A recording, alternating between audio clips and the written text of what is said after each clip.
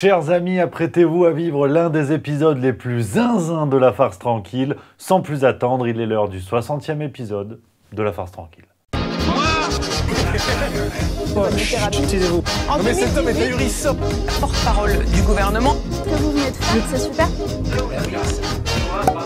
Quel plaisir de vous retrouver après cette semaine politique écoulée absolument cocasse et délirante. On va revenir là-dessus, vous le savez, dans votre émission 100% politique tous les mercredis à 18h sur Juste Milieu. Si je peux me permettre de vous demander une petite chose, n'hésitez pas à vous abonner pour soutenir l'aventure. Si tout ça vous plaît, c'est un petit clic, même si vous êtes que de passage. Ça mange pas de pain et ça met la banane à un bonhomme comme moi. Avant toute chose et avant d'entamer ce programme chargé, les affaires Bouaf, Coquerel, Abad, les bagarres à l'Assemblée nationale, finalement le résumé de cette affaire, je vais vous donner mon petit avis. On commence tout de suite, vous le savez, avec le sondage de la semaine. Maintenant ça va chier.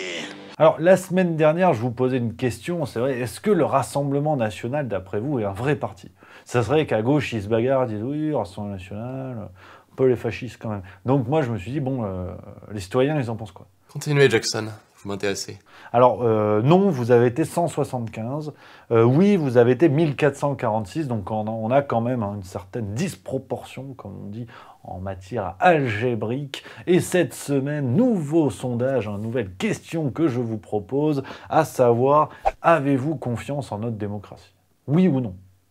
C'est un peu le thème de la semaine, vous allez comprendre avec ce que je vais vous dire. Voilà, la confiance en la démocratie, oui ou non, les liens sont dans la description de la vidéo. N'hésitez pas à aller voter. Résultat, la semaine prochaine. Ouais, chers amis, avant de commencer vraiment le programme chargé qui vous attend, petite annonce, vraiment un grand projet Juste Milieu va voir le jour. Ça fait des mois qu'on bosse dessus. J'ai hâte de vous en parler. Rendez-vous le 7 juillet 2022 à 18h. Vous allez tout comprendre. Une nouvelle chaîne et tout ça, je vous en dis pas plus, mais soyez au rendez-vous.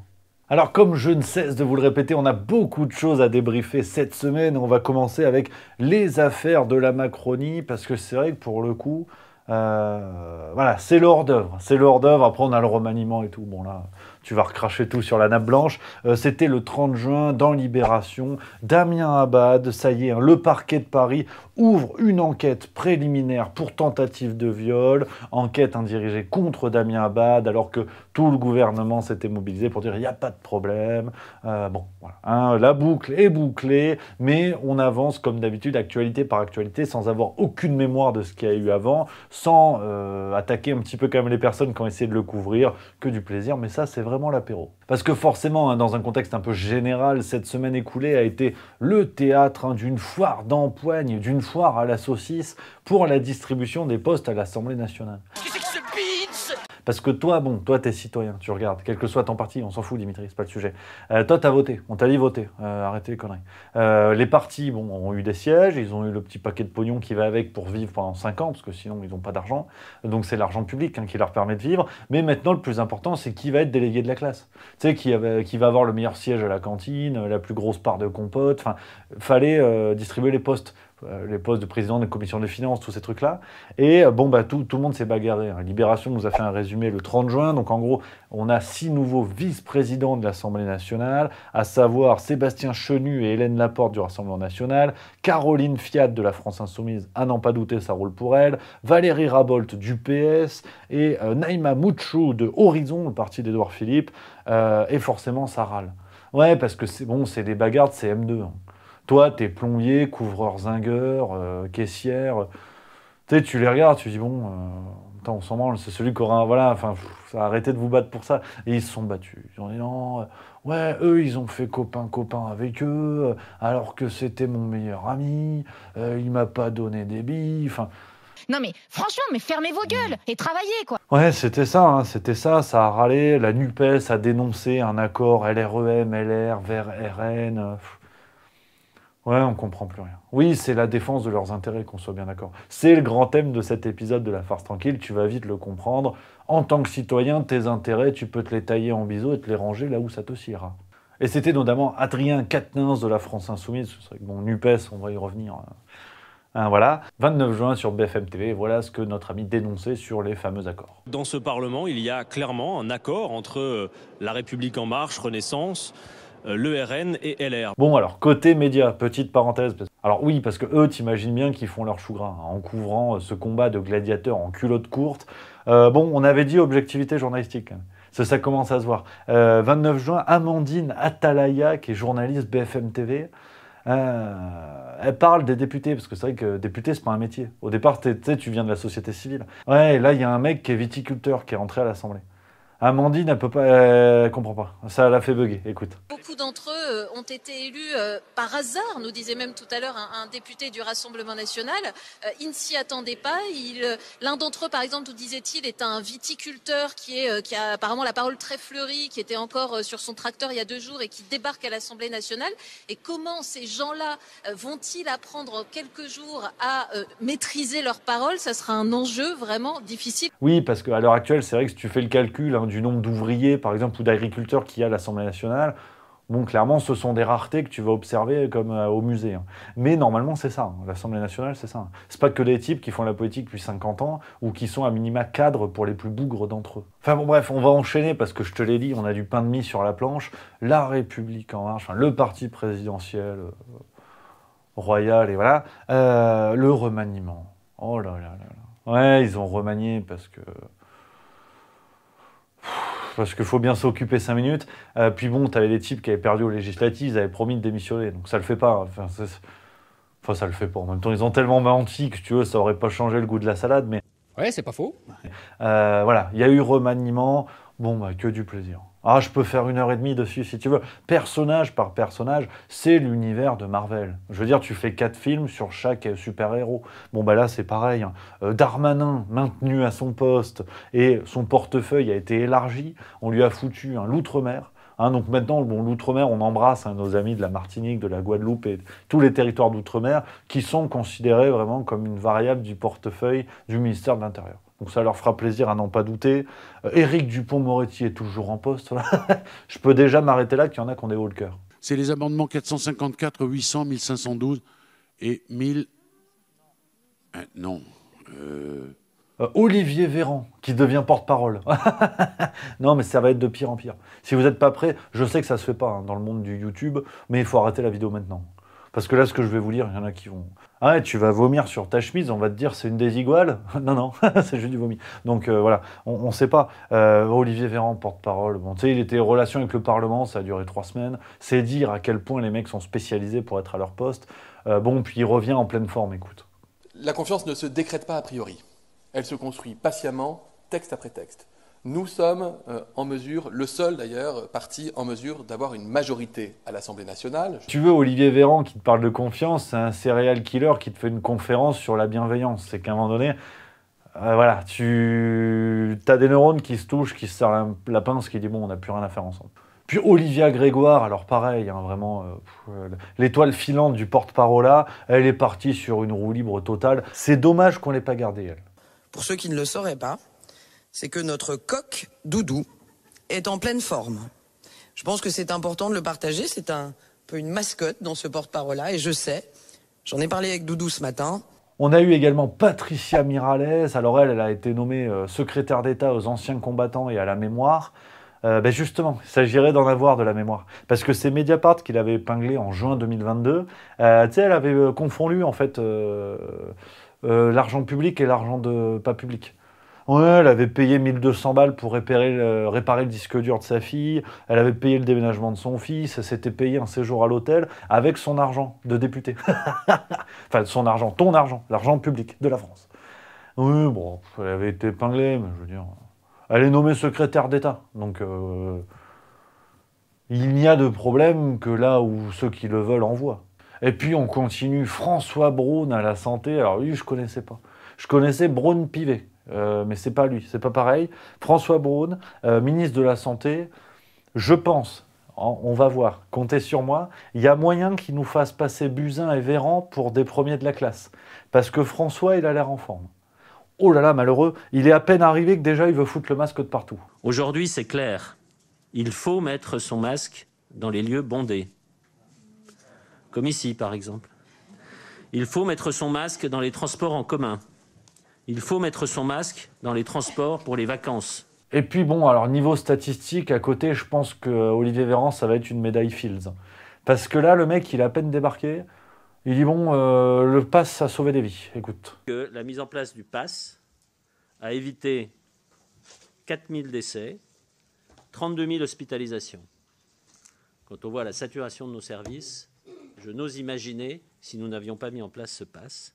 Bon, la nature des calculs, la base, l'origine, hein, on peut débattre de tout, sauf des chiffres. Voilà. La réintégration des soignants suspendus, tu t'en rappelles, Emmanuel Macron, au moment des élections, avait fait une demi-promesse en disant si, on va le prendre au sérieux.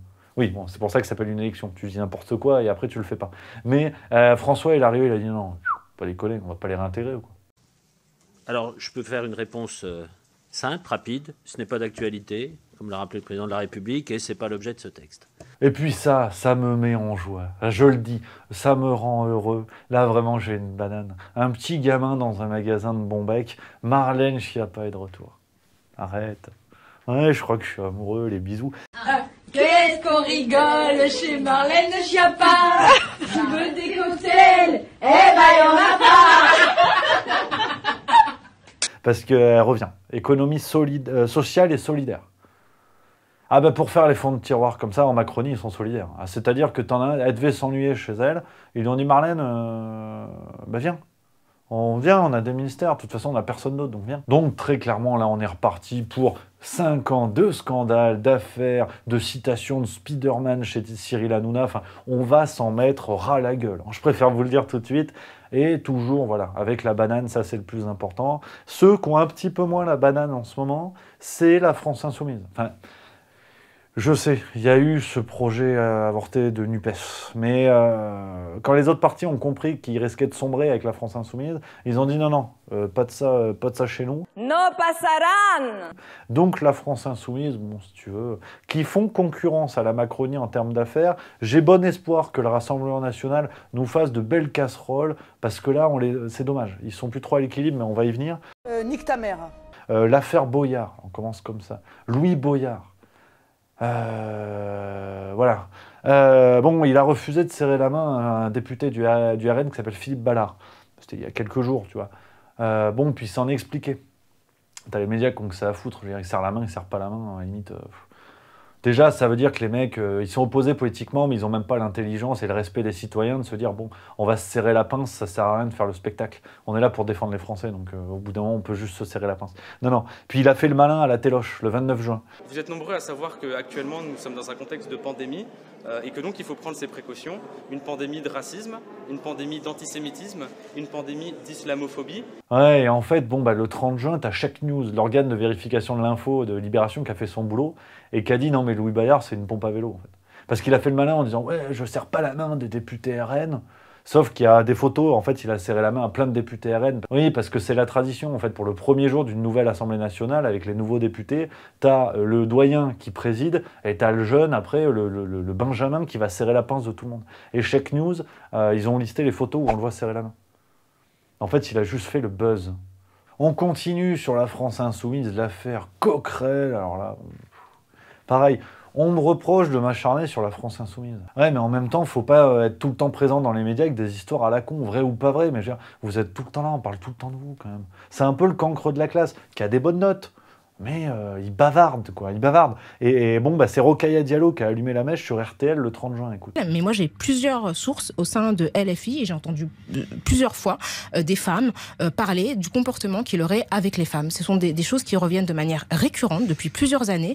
Bon, alors, on va poser un préambule tout de suite, parce que j'en ai vu certains sur les réseaux sociaux. Là, intellectuellement, j'ai pas réussi à suivre. Quand j'ai vu certains qui disaient Rokhaya Diallo, en fait, elle fait le jeu de l'extrême droite. C'est cela, oui.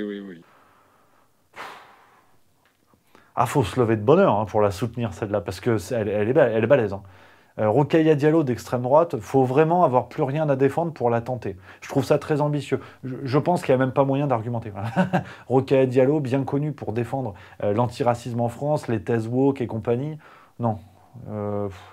Rokhaya Diallo, Jean-Marie Le Pen, si tu veux, la ressemblance saute pas aux yeux, ou à l'œil, ça dépend comment chacun est équipé. Donc forcément, très vite, ça a été encore panique à bord du côté de la France Insoumise, avec Adrien Quatennens sur BFM le 1er juillet, qui a dit « Nous n'avons connaissance de rien ». À l'heure où je vous parle, notre cellule contre les violences sexistes et sexuelles n'a jamais été saisie de comportements déplacés. D'ailleurs, de quel type d'accusation parle-t-on? Il nous faut des témoignages précis, il nous faut des faits. Ouais, et puis Éric Coquerel, ça la fout mal, parce que président de la commission des finances, il était content comme tout, la France Insoumise. Là, il découvre apparemment des histoires qui remontent à des années en arrière, 10 ans en arrière. Ouais, même Tatiana Ventos, que j'embrasse, et félicitations pour son incroyable travail, en a parlé. Et elle a dit, on était au courant, les gars, faut arrêter. Puis bon, bah voilà, bon, tu sens que c'est le bordel, parce que t'as les féministes de l'équipe, notamment Sandrine Rousseau. Et ils sont emmerdés, parce qu'ils se disaient, tiens, on va gagner des billes, on va taper sur la Macronie avec l'affaire Abad. Et il y a l'affaire Coquerel à gérer. Ah, c'est chaud. Boire ou conduire, il faut choisir. Et bien Sandrine Rousseau, elle a fait les deux. Bon, elle était bien bourrée avant de commencer, mais 1er juillet. Donc il est 8h57, autour de 8h57 sur France Info, et elle nous dit ça. Et depuis, on a l'impression que la parole des femmes ne compte toujours pas. Je rappelle quand même que le maire de Draveil, Georges Tron, je crois que c'était sous Nicolas Sarkozy, a été démissionné du gouvernement dès lors qu'il y a eu de plaintes pour viol contre lui, immédiatement. Des plaintes. Dans le cas de Damien Abad, vous avez demandé sa démission alors qu'il n'y avait pas de plainte. Si, il y avait une plainte déposée. Une plainte avait été classée, suite, et l'autre, non, c'était pas une plainte. À ce moment-là, c'était une accusation sans plainte. Voilà, tu vois, on est d'accord, c'est la position de la Sandrine Rousseau qu'on adore. Faut écouter la parole des femmes, c'est important. Voilà, faut vraiment encourager ça. 1er juillet, bon, le même jour, pour ceux qui n'ont pas compris, 9h49 sur BFM TV, environ 1 heure après. Voilà ce qu'elle nous dit. Mais là, moi, sans témoignage direct, vraiment, on est à la limite de ce qu'il est serein de faire, c'est-à-dire que est-ce que sur la base uniquement de rumeurs on peut écarter une personne, enfin je pose la question, pour moi c'est une question éthique. Ouais, voilà. Donc si tu veux, je dis pas que c'est contradictoire, je dis que c'est pire que ça, parce que vraiment, bon là, Sandrine, je vous adore, j'adore ce que vous faites, mais va falloir être cohérent 5 minutes. Parce que, tu vois, bon, à la limite, même si on soutient l'idée que faut faire gaffe, les bruits de couloir, les réseaux sociaux, les journaux et tout ça, ouais, que les agressions sexuelles, les problèmes de ce genre doivent être gérés par la justice, par une plainte, par des jugements et tout ça. Oui, mais c'est quand même comme ça qu'est né MeToo et Balance ton porc, en fait. Il y a un truc très particulier qui se passe quand on parle de violence sexuelle, c'est que tout de suite, on regarde les femmes et on s'interroge sur la véracité, voilà, sur la véracité de ce qu'elles disent, sur est-ce que c'est pas de sa faute. C'était justement de dénoncer l'inaction de la justice et qu'il fallait intégrer d'autres cours de justice, entre guillemets, à savoir Twitter et les journaux, pour dénoncer les cas de harcèlement, d'agression sexuelle, voire de viol. Voilà. Donc en fait, aujourd'hui, si vous changez de fusil d'épaule, moi je veux bien, mais il faut juste être cohérent. Oui, puis patatras, hein, tout finit mal qui commence mal. BFM TV, donc là on est le 3 juillet, Éric Coquerel est à la téloche, et il dit « Je crois qu'il n'y aura pas de plainte ». À partir de là, je serais fort étonné que ça se transforme en plainte. Alors là, je ne comprendrai plus les choses. Donc je vous dis, je crois qu'il n'y aura pas de plainte. Donc tu vois, bon, il est sûr de lui. Il est sûr de lui. Ça m'étonne d'ailleurs que, en passant, hein, Sandrine Rousseau, Caroline Dehaze, ouais, les féministes médiatiques, n'aient pas pointé du doigt que c'était un homme blanc cisgenre de 50 ans. Ça marche pas quand c'est France Insoumise. Non, mais c'est juste pour poser le cadre. Bon, bah, le 4 juillet, le lendemain, Sophie Tissier, qui reproche des faits à Éric Coquerel, a porté plainte. Puis on continue, bon, je finis parce que c'est l'actualité, c'est pas moi qui choisis les thèmes, c'est les thèmes qui s'imposent à moi. Hein. L'affaire Bouafs, on en avait déjà parlé, tu t'en rappelles. Bon, bah, il a fait une tribune le 5 juillet. Il a dit, je vais fermer ma gueule, là maintenant je vais m'expliquer. Apparemment... Ouais, alors il reproche à Clémentine Autain de la France Insoumise de l'avoir encouragé à se retirer des législatives à cause des attaques racistes dont il était victime. Et elle, en gros, plus ou moins, le but, c'était de couvrir les cas, les dénonciations d'agressions sexuelles dont Taha Bouaf, c'était le centre. Voilà, Clémentine Autain s'est engagée à couvrir un petit peu tout ça, en toute connaissance de cause. C'est Taha Bouaf qui dit ça. Bon, je sais pas qui a tort, qui a raison. Mais ça pue du cul, quand même. Et puis, pendant ce temps, et c'est peut-être ça le plus triste dans l'histoire, c'est qu'en fait, il y a des citoyens qui y croient à la France Insoumise. Il y a des citoyens, en fait, qui sont convaincus et qui se disent « Moi, j'ai envie de voter pour eux parce qu'ils vont défendre mes intérêts. » Ouais, parce que pendant que tout le monde se bagarre à savoir qui a emmanché qui, en fait, t'as des citoyens qui sont en train d'être trompés. Quels que soient les partis, t'as bien compris que c'est plus le sujet. Mais ça fait chier, quoi. Il y a des gens qui ont voté en pensant avoir un petit peu plus de pognon à la fin du mois. Bon, bah pour l'instant, l'idée, c'est de savoir qui va aller au tribunal. Ça, c'est chiant.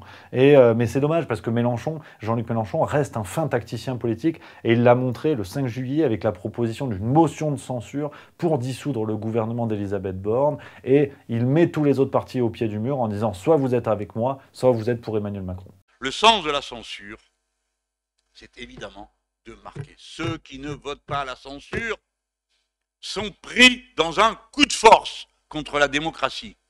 Voter la censure, c'est voter que les Français en majorité n'ont pas voulu de ce gouvernement. Et le texte que nous avons déposé permet d'avoir un vote sur la motion de censure sans être d'accord avec le fond idéologique de la NUPES ni avec son programme. Donc voilà un petit peu la situation, hein, les boires et déboires de la France insoumise, où véritablement on a tous ces problèmes qui viennent gangréner le parti, un parti qui avait eu des résultats exceptionnels, qui est soutenu par une grande partie des citoyens, un Jean-Luc Mélenchon qui reste le fin tacticien politique qu'on connaît, et pourtant toutes ces affaires qui viennent entacher la France insoumise et plus largement la NUPES, affaire à suivre. Bon, alors du côté du Rassemblement national, pareil, il y a une chose qui est devenue évidente, plus ils se taisent, plus ils sont bons.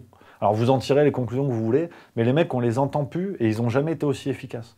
Donc c'est peut-être une idée de fermer leur gueule à tout jamais. Ouais, et puis forcément, ça parade, parce que 89 députés à l'Assemblée nationale, c'est du jamais vu. 2 vice-présidents qui ont respectivement été élus avec 290 et 284 voix. Forcément, explosion pour le RN. Mais il y a François Asselineau qui a soulevé un point très intéressant. Et oui, on a eu un tweet de M. Asselineau, c'était le 30 juin, qui dit « Pour avoir ces votes de la part de La République En Marche et des Républicains, à quelle compromission ont dû se soumettre les membres du Rassemblement national ?» Effectivement, François Asselineau soulève ce point très intéressant. Ça, on va le voir très vite. Si tu as le RN qui soutient le pass vaccinal, tu vas vite comprendre que ça s'est joué là. Puis sinon, du côté des Républicains, le petit parti de droite là, qui monte, c'était dans l'opinion du 30 juin, Valérie Pécresse est de retour. Elle fera une apparition publique aux rencontres économiques d'Aix, ce sera le 9 juillet. Et bon, bah, des pépites. Des pépites déjà, c'est la Valoche qu'on adore, qui nous a dit notamment, concernant sa candidature au présidentiel, ce n'était pas la bonne année pour dire la vérité aux Français. Aux chiens peut-être. Parce que comme il y en a un qui a voté pour elle, apparemment ça a bien marché du côté canin. Ça va et vient, c'est comme la queue du chien. Et puis sinon les amis, on va se quitter comme d'habitude avec les pépites de la semaine. Cette semaine, on retrouve, voilà, c'est le Real Madrid versus FC Barcelone. C'était le 5 juillet, nouveau clash entre Anne Hidalgo et Rachida Dati au Conseil de Paris. Là encore, au mépris des intérêts de tous les Parisiens, ça se bagarre comme une télé-réalité, c'est formidable. Madame Rachida Dati, qui, je le rappelle, n'a toujours pas gagné une élection, encore à la dernière élection, et je lui donne la parole. Merci, quand vous gagnerez une élection sur votre nom, surtout vous nous alertez. Donc voilà les amis, vous l'aurez compris, un épisode riche, ce 60e épisode de La Farce Tranquille.